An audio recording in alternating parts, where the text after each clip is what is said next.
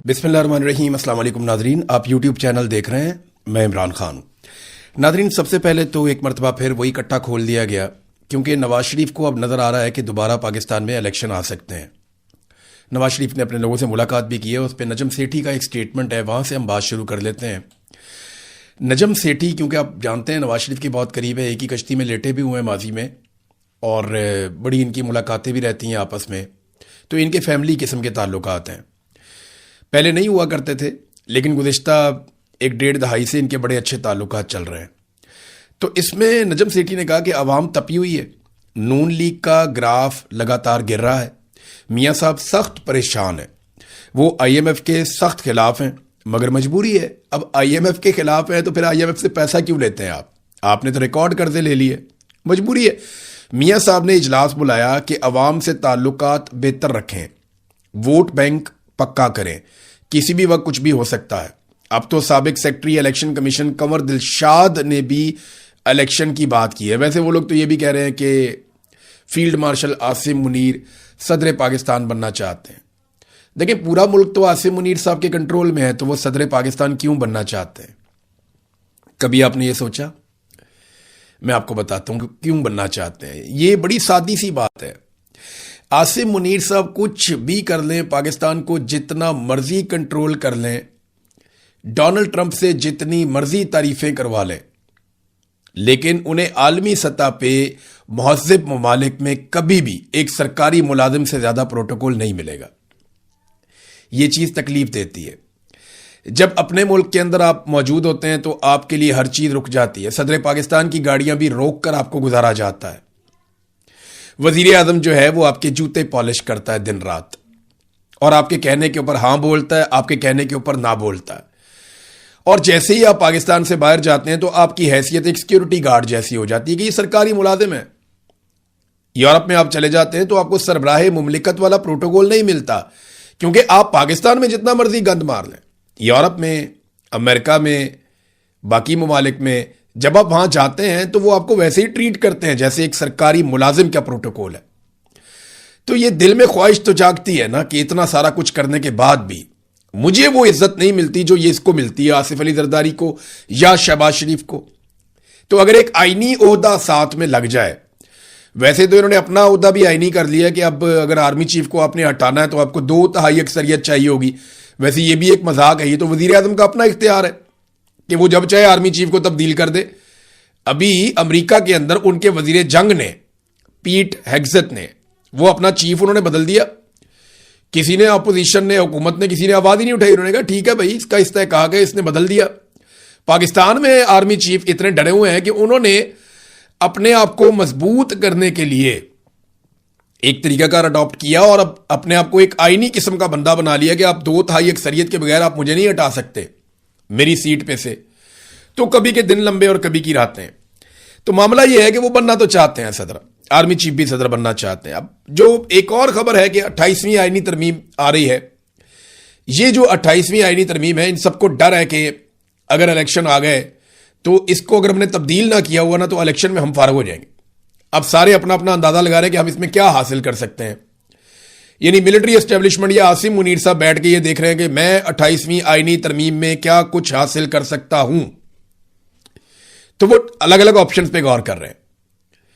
यानी ऑप्शन ये भी है कि फील्ड मार्शल के ओहदे के ऊपर अगर कोई है तो वो सदारत के लिए अहल हो सकता है। ये भी एक ऑप्शन पे गौर किया जा रहा है। और एक ऑप्शन ये भी है कि अगर कोई फील्ड मार्शल के ओहदे पे है, क्योंकि इस ओहदे को अलग कर दिया ना उन्होंने फौज से, जो जंग जीतेगा, कामयाब होगा, उसको फील्ड मार्शल का ओहदा मिलेगा, तो उसके लिए फिर अलग है, वो उसको इस्तिस्ना भी है पूरी जिंदगी के लिए, जो और किसी फौजी के लिए नहीं है। लेकिन फील्ड मार्शल के लिए, आर्मी चीफ होगा तो उसके लिए नहीं होगा, फील्ड मार्शल के लिए जो वो इस्तिस्ना भी है। ये भी उन्होंने अपने लिए हासिल कर दिया आसिम मुनीर साहब ने।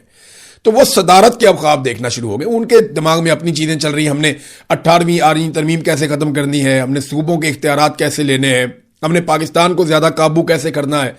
तो उनके अपने गोल्स हैं, सियासतदानों के अपने। अभी लोग वोट ही नहीं डालते, अब क्या करें। नौजवान सारे के सारे इमरान खान के साथ खड़े हैं, वो बात ही नहीं सुनते।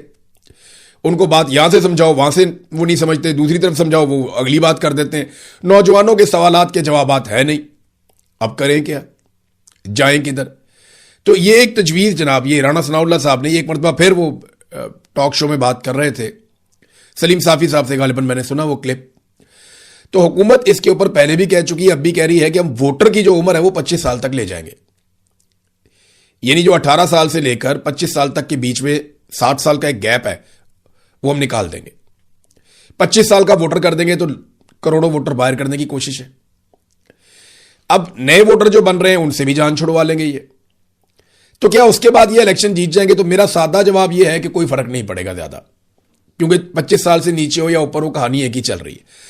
लेकिन एक सवाल है मेरा, वो ये कहते हैं कि जब वोट लेने के लिए यानी इलेक्शन लड़ने के लिए जब आपकी उम्र 25 साल है, तो फिर इलेक्शन में वोट डालने के लिए आपकी उम्र 18 साल क्यों है?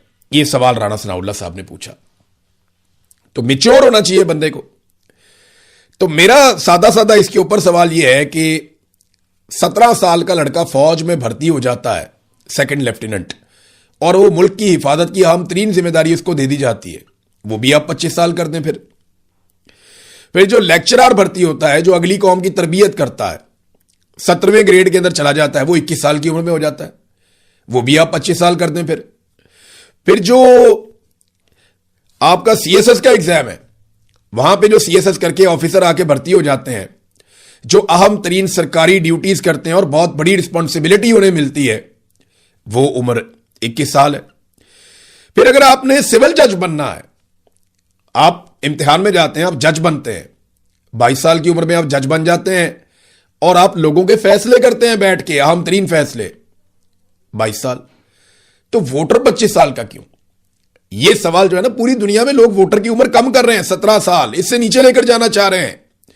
कई मुमालिक गौर कर रहे हैं कि हम 16 साल तक वोटर की उम्र कर दें, और इससे नीचे भी ले जाने की बात हो रही है कि नौजवानों का हिस्सा सरकार के अंदर बढ़ाया जाए ताकि नौजवानों का एतमाद बढ़े, वो सिस्टम का हिस्सा बनने के लिए ज्यादा आमादा हो और पॉलिटिकली वो ज्यादा इन्वॉल्व हो चीजों के अंदर, वो अपने मुल्क के बारे में, अपनी कौम के बारे में ज्यादा सोचना शुरू करें, पॉलिटिकल अवेयरनेस आए। दुनिया ये सोच रही है, हम कह रहे हैं नहीं हम 25 साल तक लेकर जाएंगे, क्योंकि इस वक्त सियासतदानों का मफाद है।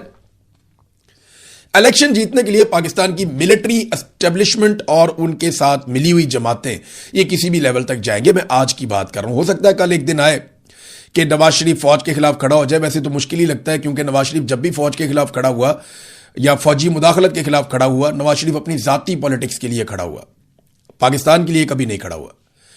जैसे ही मौका मिला नवाज शरीफ वापस जाके गोद में बैठ गया, हमेशा नवाज शरीफ ने यही किया।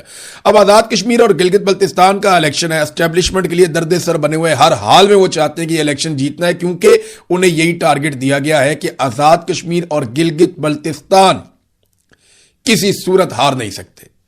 वहां पे मुकम्मल कंट्रोल चाहिए, सेक्टर कमांडर्स की दुर्गत बनी हुई है, कभी इधर भाग, कभी इसको भगा, कभी उसको भगा, कभी ये देख, कभी वो देख। एजेंसियों के दफ्तरों के अंदर सेल बने हुए हैं कि जनाब आपने कुछ भी करके इन 2 इलेक्शंस के अंदर पाकिस्तान तहरीके इंसाफ को, इमरान खान फैक्टर को आपने बाहर रखना है। अब वही किया गया, यानी जो चीजें अभी तक सामने आई हैं और जो ये करने जा रहे हैं, मैं आपको बता देता हूं। एक तो इंटरनेट बंद करेंगे, मोबाइल सर्विसेज भी बंद की जाएंगी, जाली नताइज जैसे पहले जारी किए, ये फिर जाली नताइज जारी करेंगे। फिर सख्ती भी इंतहाई दर्जे की जा रही है। पाकिस्तान तहरीके इंसाफ के लोगों को धमकाया भी जा रहा है कि आप बेफिक्र हो जाएं, आप इलेक्शन नहीं जीतेंगे, आप जो मर्जी कर दें, जितने मर्जी वोट आप ले लें। फुल मुदाखलत हो रही है टिकटों की तकसीम में भी। पाकिस्तान तहरीके इंसाफ के अंदर बहुत कोशिश की है एस्टेब्लिशमेंट ने कि ऐसे लोगों को टिकट पाकिस्तान तहरीके इंसाफ दे जो बाद में आराम से एस्टेब्लिशमेंट के कंट्रोल में आ जाए। पहले भी ऐसे हुआ था, पंजाब में खासतौर पर ज्यादा हुआ कि टिकटों की तकसीम में ऐसे लोगों के पास टिकट चले गए जो बाद में इलेक्शन जीतने के बाद इमरान खान साहब की पार्टी को छोड़ के बेवफा बन गए। और ये इमरान खान साहब ने जब 2018 का इलेक्शन लड़ा था तब भी हुआ था, तब भी एस्टेब्लिशमेंट ने अपने बंदे इंजेक्ट किए थे इनकी पार्टी के अंदर। उन बंदों ने जब इलेक्शन जीत लिया इमरान खान का नाम लेकर, तो बाद में 20-22 लोग छोड़ के चले गए इमरान खान को, जब रजीम चेंज ऑपरेशन हुआ था। अभी आजाद कश्मीर में लोग शिकायतें भी कर रहे हैं, गिलगित बल्तिस्तान में भी की हैं, आजाद कश्मीर में लोग शिकायतें कर रहे हैं कि जनाब हमारे जो नजरियाती लोग हैं उनको नजरअंदाज किया जा रहा है, और जो कमेटी बनाई गई है उस पर भी हमें एतराजात हैं। कोई लोग एहतजाज करने के लिए बैरिस्टर गौर के घर तक पहुंच गए थे, वहां पर उन्हें सिक्योरिटी फोर्सेज ने प्रोटेक्ट किया उनके घर को। लोग एहतजाज कर रहे हैं, आजाद कश्मीर में भी, गिलगित बल्तिस्तान में भी दबाव डाला जा रहा है, और कोशिश यह है कि कुछ भी करके या तो एस्टेब्लिशमेंट के बंदे आए जिन्हें तोड़ा जा सके बाद में, या जाली इलेक्शन करवा के पाकिस्तान तहरीक इंसाफ के उम्मीदवारों को बाहर रखा जाए। इंतखाबी निशान तक तो छीन लिए गए हैं, पुराना तरीकाकार यहां पे भी इस्तेमाल किया जा रहा है। नाज़रीन, कराची में एक ज्वेलर की दुकान के ऊपर एफआईए के एहलकारों ने छापा मारा, उसकी वीडियो बाहर आ गई। ये ना नॉर्मली यही करते हैं लोगों के साथ। वो ऑफिसर है, वो चपेड़े मारता जा रहा है। ये क्या है, ये बताओ, धर चपेड़, ये बताओ कहां से आया, फिर चपेड़। यानी वो ऐसे थप्पड़ मार रहा है, थप्पड़ो थपड़ी कर दिया उसने लोगों को। ये कौन सी तफ्तीश है? आपने छापा मारा, आप चीजों को कब्जे में लें, आप सील करें, आप लोगों से सवालात करें। आपको गलत चीजें मिले, आप उसको बंद कर सकते हैं, आप उनको ले जाके गिरफ्तार कर सकते हैं, लेकिन आप उनकी दुकान में, उनके रोजी के अड्डे के ऊपर खड़े होकर उनको चपेड़े नहीं मार सकते। ये किसी कानून के अंदर इजाजत नहीं है।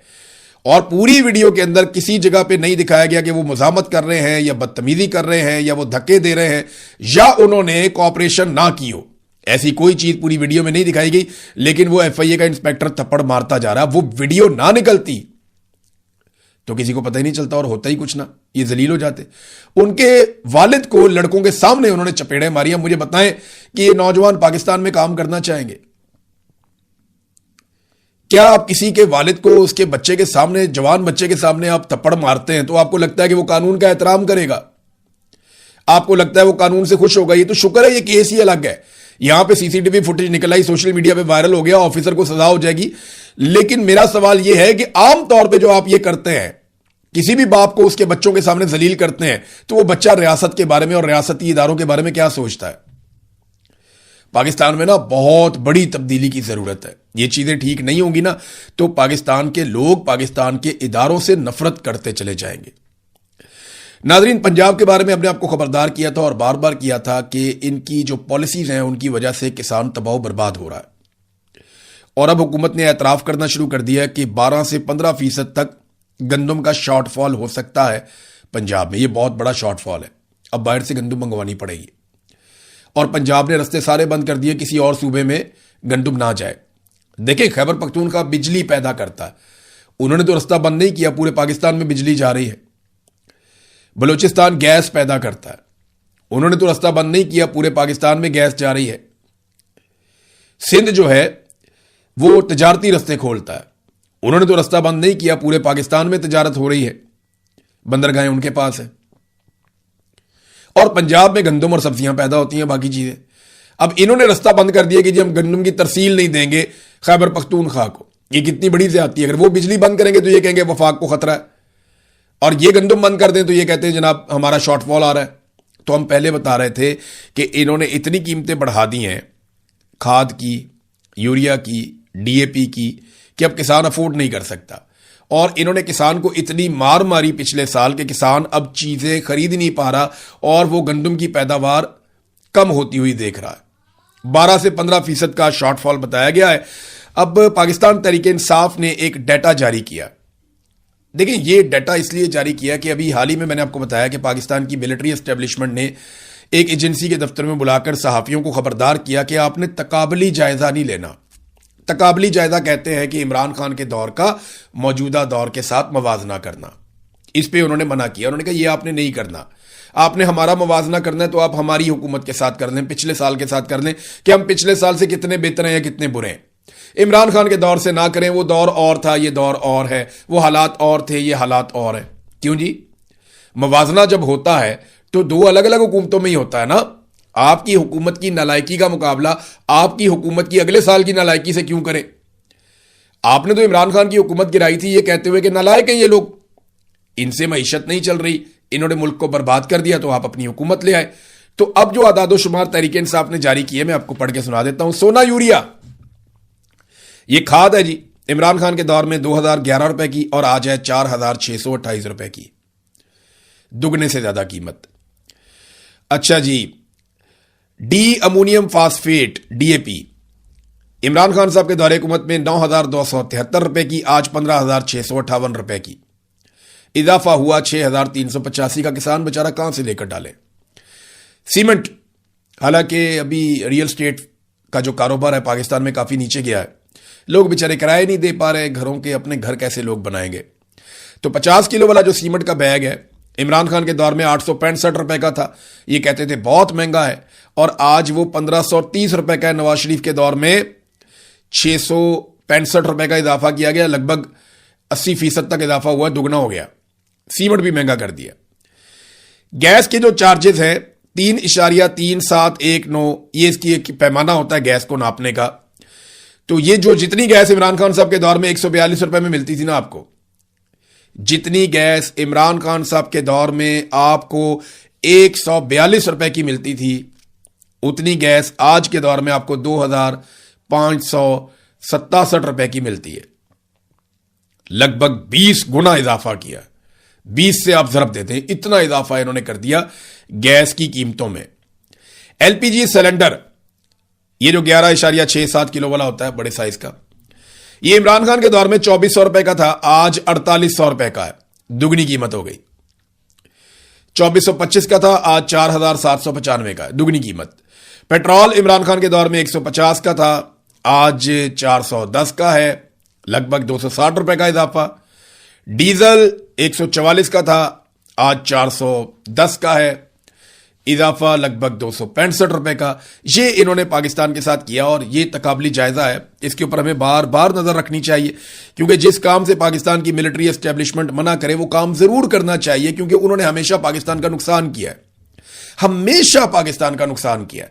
हां, लड़ने का उनका काम है, वो काम जब भी वो करेंगे हम उन्हें सपोर्ट करेंगे, लेकिन लड़ाई के अलावा पाकिस्तान की फौज जो करेगी हम उनके सामने आकर खड़े होंगे कि ये तुम नहीं कर सकते, ये हलफ की खिलाफ वर्जी है, हम तुम्हें ये करने नहीं देंगे। तुम्हारा काम सिर्फ लड़ना है और हुक्म को पूरा करना है, इसके अलावा आप कोई और काम करेंगे तो वो काम गलत है, आपको उसकी इजाजत नहीं है। नाज़रीन, अब एक बहुत इंपॉर्टेंट खबर है। यह खबर जो है ये अमेरिका से, इसराइल से और ईरान से, ये तीनों तरफ से आई है। और जो शराइत रखी गई है ईरान की जानिब से और अमेरिका की जानिब से, वो सारा मामला अब खुल गया है। जो खुफिया शराइत थी जो अमेरिका ने ईरान को भिजवाई और वो खुफिया शराइत जो ईरान ने अमेरिका को भिजवाई, अब उन तमाम का पोल खुल गया है। बात पहुंच गई है 5 शराइत के ऊपर। 5 शराइत अमेरिका की हैं, 5 ईरान की हैं। मैं 10 की 10 आपके सामने रख देता हूं। और यहां पे डेडलॉक लगा हुआ है और शुबा इस बात का है कि ये डेडलॉक दोबारा इस खित्ते को जंग की तरफ ले जाएगा। यूएई में एक एटमी तनसीब है, अबू धाबी में, वहां पे कोई एटमी बम वगैरह नहीं बनाते, वो उनका पावर प्लांट है। तो एटमी पावर प्लांट के करीब एक ड्रोन गिरा और वो ड्रोन जो गिरा है वहां पे एक इलेक्ट्रिक जनरेटर है, उसके अंदर आग लग गई। वो सारा एरिया चेक किया है IAEA ने और उन्होंने बताया जी तापकारी नहीं फैली, शुक्र है बचत हो गई। ये जो पंगे हो रहे हैं ना इस खित्ते के अंदर, ये सबको लेकर बैठ जाएंगे। अब पता नहीं ड्रोन किसका था, कहां से आया, किसने उड़ाया, किसने मारा, अभी तक इसमें क्लैरिटी कोई नहीं है। यहां पे फॉल्स फ्लैग ऑपरेशन भी हो जाते हैं, लेकिन इस खित्ते में कोई ऐसी भोंडी अजीब हरकत हो गई और कोई तापकारी फैल गई। वहां ईरान के अंदर भी मिसाइल मारे जा रहे थे एटमी तनसीबात के बिल्कुल करीब करीब, और इसराइल के अंदर भी मारे हैं ईरान ने उसके जवाब में वहां करीब करीब। तो ये जो करीब करीब जा रहे हैं ना, कोई एक भी हथियार जाके टारगेट पे लग गया और कोई ऐसा पंगा हो गया तो पूरा का पूरा रीजन इसकी लपेट में आ जाएगा। यूरोप तक को इसका नुकसान बर्दाश्त करना पड़ेगा। तो दुनिया इस आग के साथ नहीं खेल सकती। आलमी इदारे बार बार खबरदार कर रहे हैं। अब ईरान की और अमेरिका की जो शरायत है, पहले अमेरिका की शरायत मैं आपको बताता हूं, और ईरान ने इसको कंफर्म किया है। ईरानी एजेंसी फॉरेस्ट न्यूज उसने भी बताया, इसराइली मीडिया उसने भी बताया, अमेरिकन मीडिया भी कंफर्म कर रहा है। अमेरिका की जो 5 शरायत हैं वो दर्ज झेल है। नंबर 1, अमेरिका की जानिब से ईरान को किसी किस्म का जंगी हर्जाना अदा नहीं किया जाएगा, जितना नुकसान कर दिया सो कर दिया। नंबर 2, 400 किलोग्राम अफसूदा यूरेनियम अमेरिका के हवाले किया जाए। पूरा 400 किलो उन्होंने मांग लिया कि ये आप हमारे हवाले करें।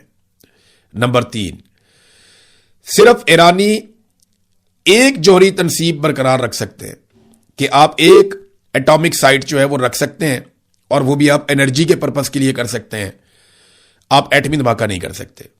तीसरी शर्त ये उन्होंने रखी। चौथी शर्त, ईरान के जो मुंजमद असासे हैं उनमें से हम सिर्फ कोई 25% से कम अमेरिकन जो हैं वो उनको डी फ्रीज करेंगे। ईरान कहता है हमारे सारे आप जो मुंजमद असासे हैं वो आप हमारे खोले, हमारे पैसे अरबों डॉलर पड़ा हुआ है वो सारा ईरान के पास आ जाए। लेकिन अमेरिका ने 25% से भी कम पर आमादगी जाहिर की। और आखिरी शर्त अमेरिका की कि मुज़ाकरात तमाम महाजों पर जंग के खात्मे से मशरूत होंगे। तमाम महाज का मतलब आबना हुरमज़ भी है। तमाम महाज का मतलब गजा भी है, लबनान भी है, तमाम महाजों का मतलब हर जगह पे ईरान के साथ अमेरिका बैठ जाएगा। तो ये अमरीकी शराइत थी। इसमें दो बड़ी चीजें हैं, इसमें आपने हुर्मुज़ आ जाती है और दूसरी यूरेनियम आ जाती है, वो वहीं पे खड़ी है। दूसरा वो कहता है कोई हर्जाना नहीं देंगे हम आपको, और आपके जो असासे मुंजमद है उनमें बहुत थोड़े हम खोलेंगे, सारे नहीं खोलेंगे। अब ईरान क्या मांगता है वो देखें आप।